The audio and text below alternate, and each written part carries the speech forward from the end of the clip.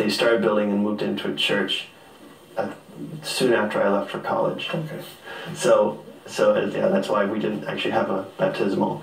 So we had to go to another church. But it was part of their teaching, maybe not the same sacramental understanding later. Yeah, but it was seen, and the way I remember being told about it was it's a way to profess your faith publicly, and as a way to witness to people about your faith, and so I think that might be why it was encouraged when I was a teenager, because we're really getting into sharing our faith with others. All right. So you graduated from college then as a programmer? Yeah.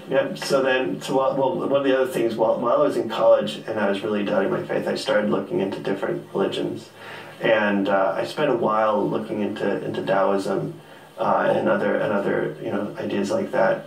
And actually, I looking at how God uses everything in your life, that was the first time that I really had the idea, which I, looking back and I later realized is a very Catholic idea, that every religion has some amount of truth in it.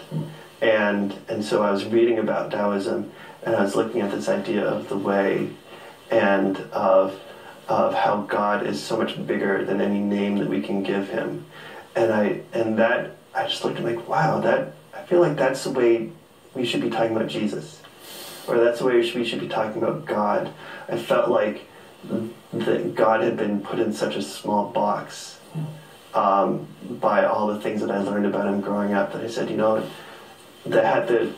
one of the main ideas in Taoism is that as soon as you name something, you limit it, and that the reality is so much bigger than the names that we give it. And I said, wow, that really sounds like God to me.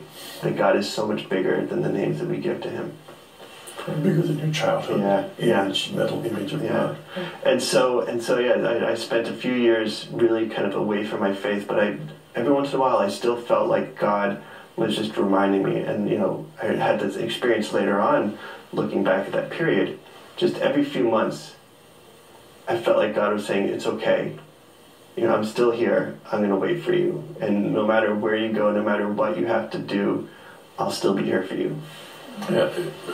Knowing your wife's journey, again, I remind the audience that Seth's wife, Michelle, will be our guest next week when my son John Mark interviews her. It's interesting, again, to juxtapose you to, you're at Messiah College and then you move on, and she's at Gordon College, the other side of the state, or the other side of New England, and she's going to eventually go over to Italy. You're both off on your journeys, but different things that the Lord is using to. You don't know her, obviously, at this point. Well, and the funny thing, when we finally met, looking back at all the people that we had in common, and looking at that, there were actually a few times when we could have bumped into each other. When I was at Messiah, she went down to look at Messiah. When I went out to Ewtn to look at that for colleges. Before she was in college, but that's where her parents worked, and then her going to school in New England, she knew some people in college that I knew in high school, and so there's these interesting connections that we didn't realize until years later. All right. So, how far did you get from your faith in these explorations? I think I would say that. I feel like I got pretty far away. I think for a while I went to church because I felt I'd had to.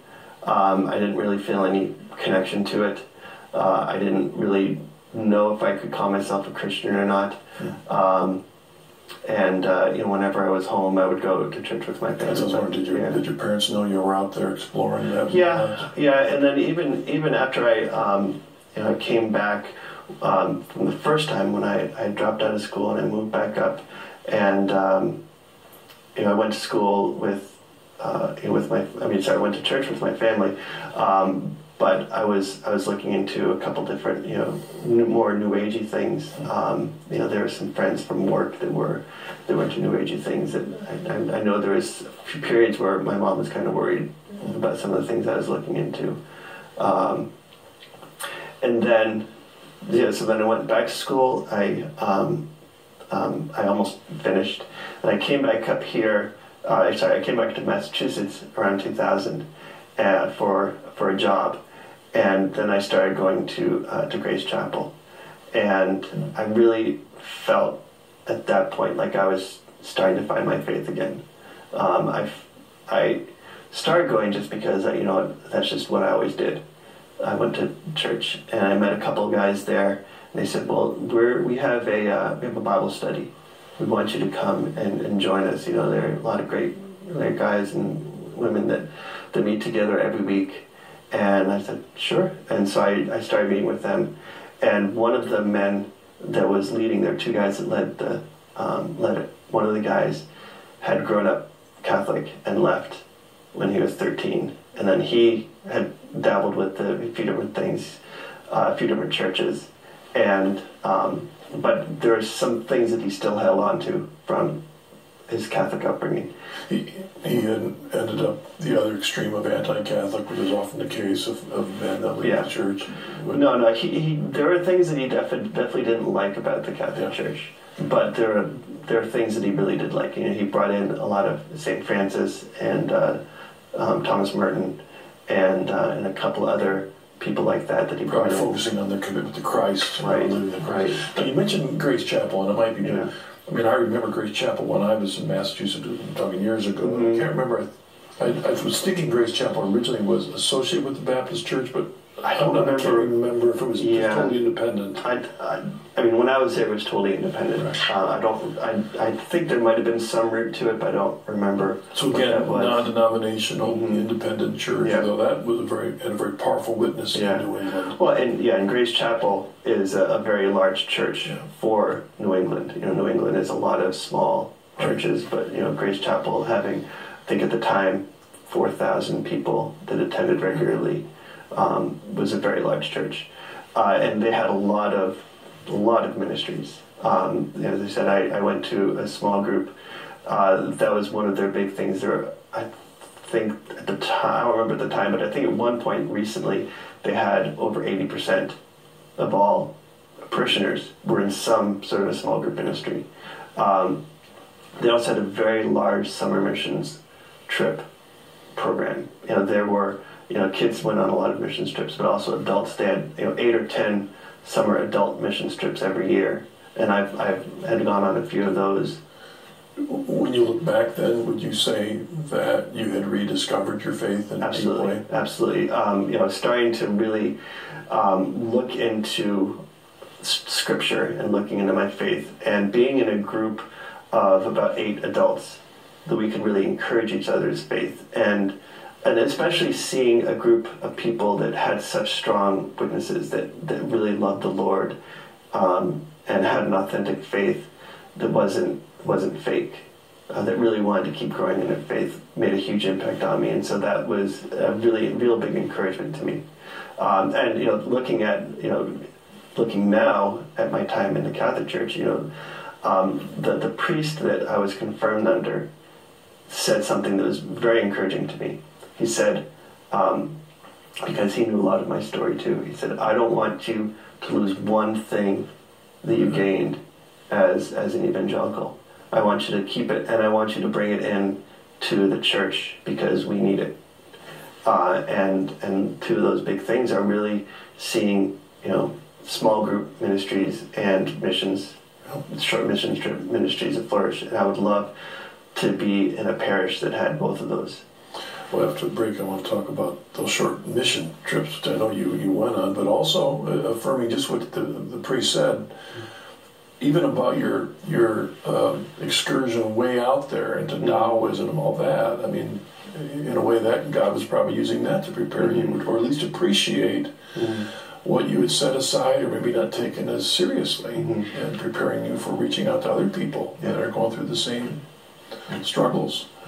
Handed their faith maybe by very committed parents and very committed churches, but hadn't caught with you yet, and it needed to be. So, same thing happened to my son. That's the way God leads us. Or let's pause right there. We'll come back in a bit and hear the rest of Seth's story.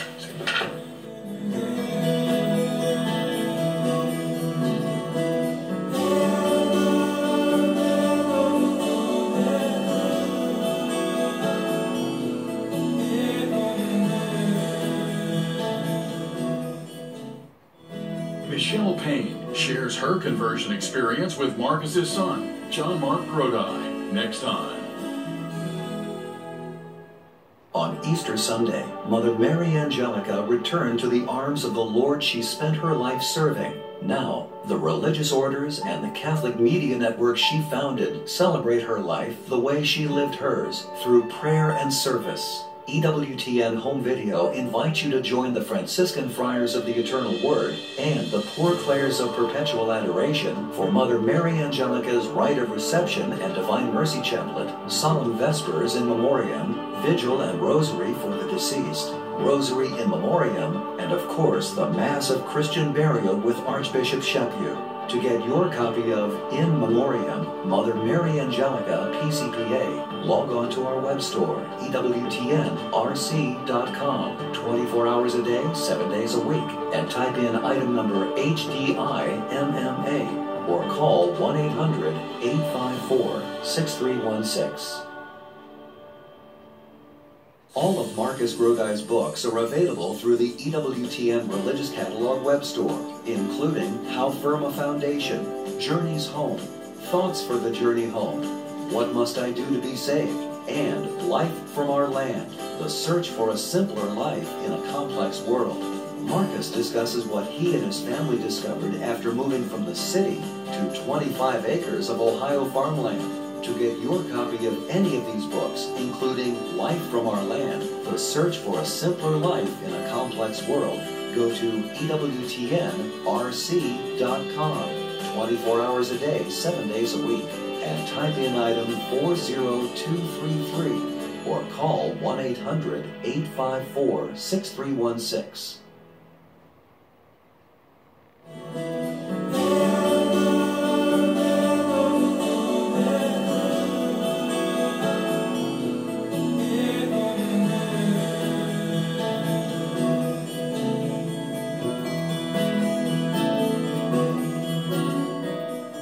Welcome back to the Journey Home. I'm Marcus Grodi, your host, and our guest tonight is Seth Payne. And I interrupted you right in the journey. You were talking about really the reawakening of faith that you experienced through the ministry at Grace Chapel. Yeah. And that involved both the small groups, which is such a powerful means of outreach, but also mission trips were both a big part of your journey. Yeah. So so I said I was about 2000 when I started going to Grace Chapel, and the summer of 2001, I went on my first summer missions trip, and it was in the spring. I went on there's a retreat you go on to say you want to go on a missions trip, and you pick a missions trip to go on, but all the adults that are and youth that are going on a summer missions trip, they all go up to one of the camps up in New Hampshire for a weekend to prepare and to talk about what you're going to do on your trip and to really go over what it means to be on a missions trip, go over a lot of the cross-cultural issues, cross-cultural sensitivities. So I was preparing for my first missions trip, and I wanted to go to Thailand, and but that ended up being full. They were only taking 8 people. And so my second choice was to go to Nigeria. And so I went to Nigeria with the group that was hosting it was a small microfinance organization called Peer Servants. And they were going to work with a partner of theirs in Nigeria. And I saw what they were doing, and they were going to help with their office. They had this microfinance organization in Nigeria was working with hundreds of entrepreneurs in the area, and so they had an office of a staff, I think it was 5 or 6, and so they needed some technical support in their office, and I said, well, I can do this. I'd seen so many missions trips, and I'd been on a few earlier where you just go on, you go and you build a house, or you work on the well, or you do some trip, some sort of project that anyone could do. But I said, well, this is something that I can really help with, use my skills to help someone out.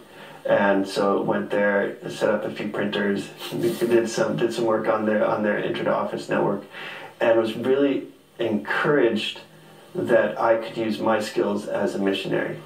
And I came back from that experience, and I said, this is something I would love to do.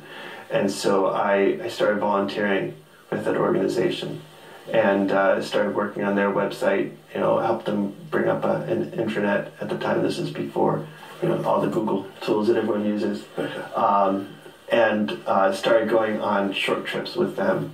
And so I just feel so blessed that I've been able to do so many trips with them, and going all around the world. I've been able to go to Africa and Asia and Latin America with this one organization. And they're out helping entrepreneurs. Wow, so the model was that they worked with indigenous organizations in different countries, and so we would partner with other organizations, give them the funds, give them the tools that they need to run these microfinance programs, and then they would go out and give loans to people.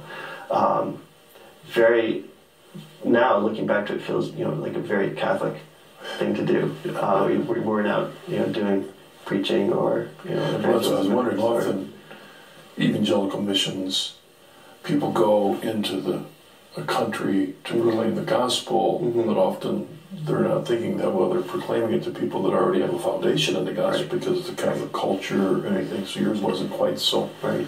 Well, and it was also working with, the organizations in the other countries. They were doing the evangelism however they saw fit. Right. And they usually use their programs, their their loans, to bring people in and invite them to know Christ, and to see that Christ doesn't just live in church, but he's out in the street helping people.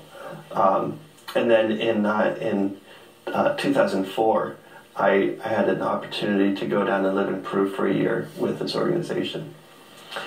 Tied to that, and talking about missions, especially the missions to Latin America, and I've heard a few people talk about this, is that evangelical groups are flocking to Latin America to evangelize, not realizing that there's already a faith that's there. They're going to evangelize all the Catholics in Latin America, and so the church, the pastors I was working with, he was that's what he was doing. He was in this up in the mountains, but he was evangelizing all the people that grew up learning about anything about Jesus through the Catholic Church. And I know that a lot of them didn't really understand their faith. I knew there were a lot of people that said they were Catholic but didn't really have any catechesis. And sometimes it gets mixed up with native religions and other kind of stuff too. Yeah, so. all the different festivals that they have. Yeah. But one of the things that I discovered when I was there was that was one of my steps into the Catholic Church. Actually, stepping back a little bit, right before I went down, I was down living in Peru. I had an experience with a couple of friends. I said there was a friend of mine that had led the Bible study, had grown up Catholic and left. Well, and I said he was bringing St. Francis, he was bringing some other Catholic writers into our Bible study, and I realized that he was starting to get a little bit curious, and he kept learning more and more about his Catholic faith again. I had another friend that I had for breakfast with all the time, and she said that she had grown up Catholic. And I said, I'm starting to hear all these things about the Catholic Church, and I don't know anything about it. And she's like, oh yeah, it feels very comfortable. He's like, I don't go a lot, but every once in a while I'll go to a mass and it just feels comfortable. And I said, I don't know what that's like. And so I said, well, let's go to mass sometime. She's like, okay. So we opened up the yellow pages, stuck the finger in, picked a Catholic church, and I was like, well, let's go there next week. So I said, okay. So we went to mass, and being a good evangelical, I got there 15 minutes early, and there was no one there. And so I was sitting there, and I'm like, I'm just going to sit here and pray. And we were both sitting there praying, and this woman comes up, and she goes, would you two like to present the gifts? And I looked at her and said, what? I was like, I don't know what you're talking about. And she said, well, in the middle of the Mass, I'll come up and get you, and then you can come back, and then you carry out the bread and the wine and hand it to the priest. And I said, okay, I'm not Catholic. She's like, oh, that's okay, don't worry about it. So looking back now, I really, it's one of those little hands of God things. First time in a Mass, and I'm presenting the gifts. So then, I'm just really kind of curious about this Catholic thing. You know, as I said, I didn't know anything about it growing up. You know, I really loved the Mass the first time I went to it. It's beautiful. So I started looking into it.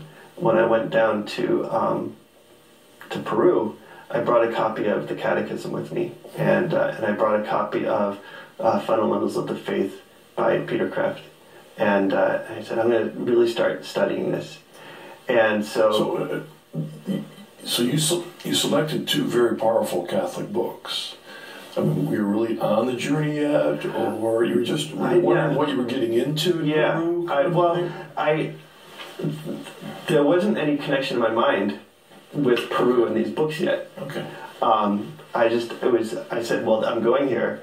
No one there speaks English. I'm probably going to spend a lot of time reading. So those two, and I brought a few other books that were my regulars, but I thought that those would be good books to bring. And so I started reading through the Catechism, and I started right at the beginning. Like, I think the way that people say you're not supposed to read the Catechism, but I'm like, oh, it's a book, and just start reading. And the first section, how it aligns with the Creed, and how it breaks it down, every single 3 pages is about 1 or 2 words. Yeah. And it's like, I believe. What does it mean to believe? I believe in one God. What does it mean to be one God? And I was going through that book, and I said, this is all good stuff. There's nothing in here that I can't say I believe. And going through Peter Kreeft's book, really helping to explain it even more. I said, wow, at first it had been that I really liked the Mass. I really liked the feeling of it, the kneeling, the prayers, the Psalms, a lot of different parts of the liturgy. And then, reading through these 2 books, really realizing, like, wow, that not only did I agree with it all, but there are parts of it that explained my faith to me better than I had heard it explained before. So I said, well, I want to keep going to Mass. So the pastor that I was working with, his service was on Sunday evening. So I started going to Mass in the morning when I was in Peru. And most churches around only had Mass at 7 in the morning. And that was it. And so I started going, and then I started realizing that I knew what was going on, even though when I started I didn't really speak Spanish that well. I remembered when I had gone in Massachusetts, and I know what they're saying, because it's the same thing. And that started to hit me, the universal side of the church, that the Mass is the same all over the world. Did your pastor know that you were slipping out in the morning? Oh, yes. And I actually, I had 2 weeks in the summer, and so I was there for 10 months, from January to the end of October. There was a period in June that I came back to Boston for 2 weeks for my sister's wedding. And when I came back, I made an order from the Christian Bush distributors up in the North Shore, which I bought so many books from there. I got addicted to all. Yeah. I ordered a copy of the Catechism in Spanish, brought it back down, and I gave it to my pastor. And I said, I don't know about this Catholic Church, but there's some really great things in here. You really need to read this. So I was going to that church service in the evening, going to Mass in the morning, and really continuing to, I guess, looking back at it, falling more in love with it. Just the beauty, and I think even then, really starting to understand and I said, fall in love with the Eucharist. See that that this really could really be Jesus, and then it's not just this symbol.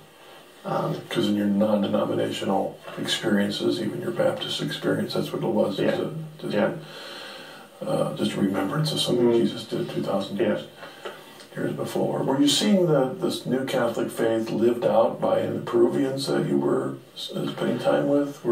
No, well, I didn't. I mean, the only Peruvians I spent any time with were with this evangelical Okay.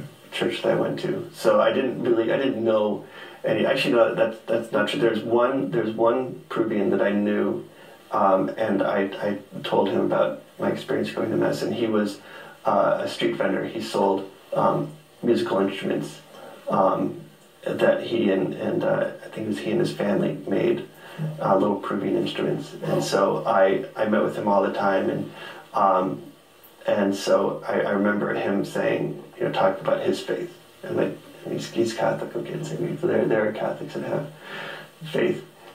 And one other, actually, so two people. There's him, and there's one of the waitresses. There's a restaurant that I went to for breakfast like 3 or 4 mornings a week, and my regular waitress, she was a Catholic. Her parents, I don't remember what they were, but they weren't Catholic. Her parents had been born Catholic and joined some, I think some Pentecostal group, and then she rediscovered her Catholic faith. And so we talked about it a little bit, but so I knew even then that there were some Catholics that their faith. So then I came back after that experience. I came back to Massachusetts, and I said, okay, I'm really going to start looking into this more. So I went to the parish, it was Our Lady Help of Christians in Newton, and was going there in the morning and going to Grace Chapel in the evening. And for a little while, I thought, this is great. I have the best of both worlds. I can have the beauty of the liturgy in the morning, and I can have, the emotional experience of the worship band at night. And I can have the short homily in the morning. I can have the long sermon in the evening. And so I did that for about 1.5 years, and then something hit me that said, this isn't. You're not just playing around with this, or you shouldn't be just playing around with this. The Mass is more important than that. The Mass is more than just something for you to experience.